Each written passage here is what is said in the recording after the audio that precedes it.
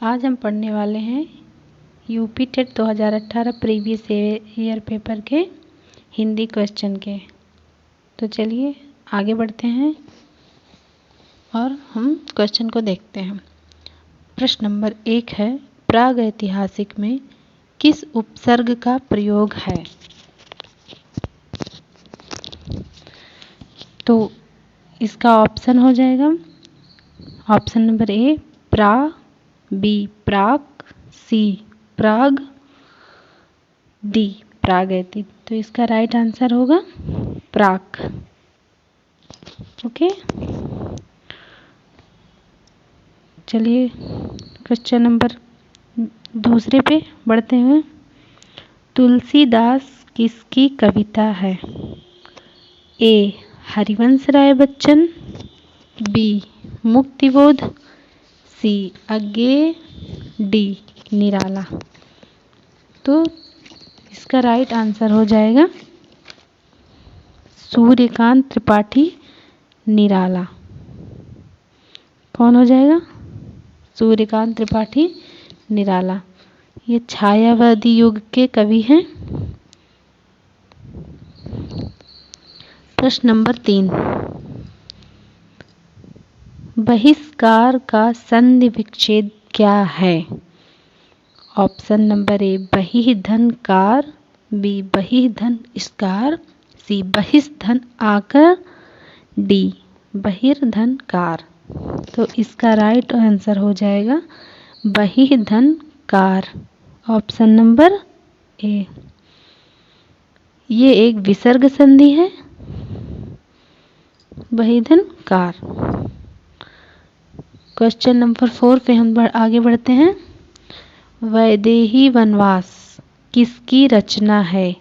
ए Maithili Sharan Gupt, B Ayodhya Singh Upadhyay Hariaudh, सी रामधारी सिंह दिनकर, और D है श्रीधर पाठक। तो इसका राइट आंसर हो जाएगा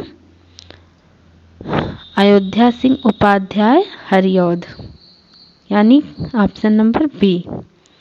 इनके द्वारा और भी इनका जो है रचित है, जो है प्रिय प्रवाह। क्या है? प्रिय प्रवाह, इन्होंने ये लिखा है। ठीक, ये हिंदी खड़ी बोली का प्रथम महाकाव्य है प्रिय प्रवाह। और इनकी अन्य रचनाएं भी हैं, जैसे हैं सम्राट, पारिजात, अधखिला फूल, रसकलश आदि। ठीक, तो चलिए क्वेश्चन नंबर 5 की तरफ आगे बढ़ते हैं। प्रश्न नंबर 5 है, पुल्लिंग शब्द का चयन करें। ऑप्शन नंबर ए पखावज, बी पहिया, सी लिखावट, डी मझधार। तो इसका राइट आंसर हो जाएगा ऑप्शन नंबर बी पहिया।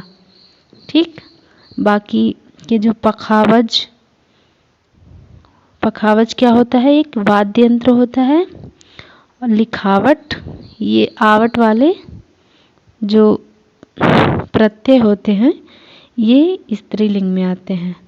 और बाकी ये मझधार जो है ये भी स्त्रीलिंग शब्द है। जबकि पहिया क्या है? ये आकारांत संज्ञा है, जिसका आ प्रत्यय होता है। आ, ये प्रत्यय जिसमें लगा होता है वह सदैव पुल्लिंग होता है, इसको याद रखिएगा। ठीक, तो क्वेश्चन नंबर 6 की तरफ हम आगे बढ़ते हैं। क्वेश्चन नंबर 6 है, संयुक्त व्यंजन कौन सा नहीं है? ए त्रा, बी या, सी छा, और डी है ज्ञा। तो इसमें से संयुक्त व्यंजन हो नहीं है पूछा है। आप इन नहीं वाले शब्दों को हाईलाइट करके रखिएगा कि ये नहीं पूछा है। तो इसमें जो है या जो है ये संयुक्त व्यंजन नहीं है। तो हमारा राइट आंसर हो जाएगा ऑप्शन नंबर बी। ठीक, आगे बढ़ते हैं क्वेश्चन नंबर 7 की तरफ। मृत्युंजय में कौन सा समास है? ए बहुव्रीहि, बी द्विगु, सी कर्मधारय, डी द्वंद्व। तो इसमें इसका राइट आंसर हो जाएगा बहुव्रीहि। मृत्युंजय में अब बहुव्रीहि समास है। इसमें मृत्युंजय का अर्थ क्या होता है? अगर इसका हम समास विग्रह करते हैं तो इसका अर्थ होता है कि मृत्यु को जीतने वाला, यानी कि कौन? मृत्यु को कौन जीतता है? शिव। शिव यहाँ मतलब जो है, जब कोई पहला और दूसरा पद दोनों प्रधान नहीं होता है तो वहाँ पे कौन सा समास होता है? बहुव्रीहि समास। ठीक, आगे बढ़ते हैं हम क्वेश्चन नंबर 8 की तरफ। अलंकार में किस उपसर्ग का प्रयोग है? ऑप्शन ए है अलन, बी अल, सी अलम, डी अल। तो इसका राइट आंसर हो जाएगा अलम। ठीक, यहाँ एक अल के नीचे हलंत रहेगा, तो ये बाकी तीनों ऑप्शन गलत हैं और ऑप्शन नंबर सी हमारा सही हो जाएगा। तो अलंकार शब्द में अलम उपसर्ग है, जिसका अर्थ होता है बहुत अथवा काफी। ठीक, अलम का अर्थ होता है काफी।